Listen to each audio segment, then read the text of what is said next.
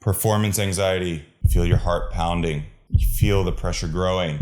Every second, it's like you're losing your sense to focus and control. Your anxiety goes through the roof. Guys, this is performance anxiety. So many of you have experienced this right before an exam, right before an interview, right before that high pressure presentation where you know a lot hangs on the line. In this video, I want to help you deal with this. I want to give you 3 proven steps that will combat it and help you to overcome it so that you can be your best when you need to be your best. I'm Professor David Stuckler. I've coached and mentored hundreds of students to overcome performance anxiety. I'm coming to you from my office here today at Bocconi University in Milan, and I want to make sure that you don't fall into these most common pitfalls and that you find yourself prepared and ready for even the most difficult situations. Let's dive straight in.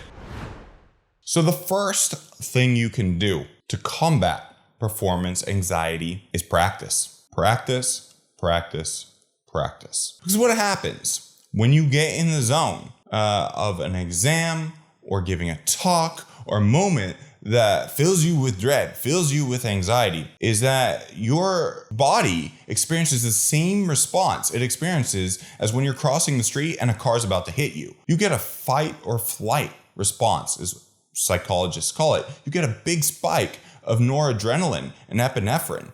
Now, this is really good for escaping from the car, but this is really bad for you performing your best under pressure. So how does practice help you with that? Well, I remember when I gave some of my first talks back in graduate school, I felt incredibly nervous, felt incredibly anxious. It was like I lost my ability to speak. But by practicing in those very initial moments where I felt like I wasn't even in control, a bit like if you ever seen a wave crashing to the shore, you see that froth on the top of the wave. Well, that froth doesn't really control anything. It can just see where it's going kind of helplessly towards the shore. That's kind of how I felt in that moment of anxiety, almost like it was an out-of-body experience. So when you get these kind of performance anxiety sensations and feelings, by practicing, you develop muscle memory. And so things just come, they snap into gear without even thinking about it.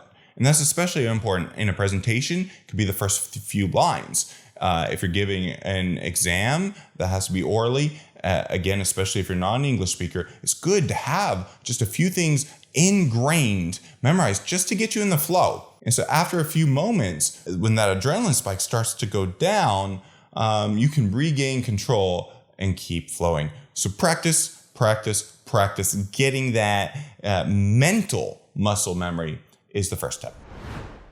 Second tip, I want you to begin thinking more and more of yourself as an athlete. And you know what athletes often talk about, similar to musicians, is how they get in a flow. You know, all the basketball players who say, I just had a hot hand, I was sinking all the 3-pointers. Or a musician who's improvising, saying, I could just hit all the right chords today. I was just in the flow, I was in the zone. As a mental athlete, I want you to get in the zone too. And one of the things that athletes do to get themselves in that zone is they have a pregame ritual. Could be listening to their favorite song on headphones. It could be their stretching routine before they go. But something that you do that is going to help you get into the mental space that you need to perform your best. For me, I had a routine. What I would always do is I would, before talks, believe it or not, I would try to get into a calm space where I could get away from people and distractions and completely clear my head to become a blank slate. And what I would do is I would focus on a green dot. I actually had to look a while to find the right color of a green dot because it was always something that I visualized in my head. So it was very hard to find this exact shade, but in my mind, it looked something like this. And that little moment, that routine, that helped me bring down my anxiety levels just a little bit. Maybe, the first time you do this, your anxiety is a 95 out of 100. Maybe this helps you get down to an 85, and that's manageable. And as you do this and you get better at it, the next time maybe you get it down to a 75. It's a process. When I gave my first talk to 100 people, my anxiety was through the roof. I learned how to bring it down. Then when I gave a talk to 1,000 people, my anxiety was through the roof again. So for those of you who suffer this, it's going to come back again and again and again, and you're going to need these strategies.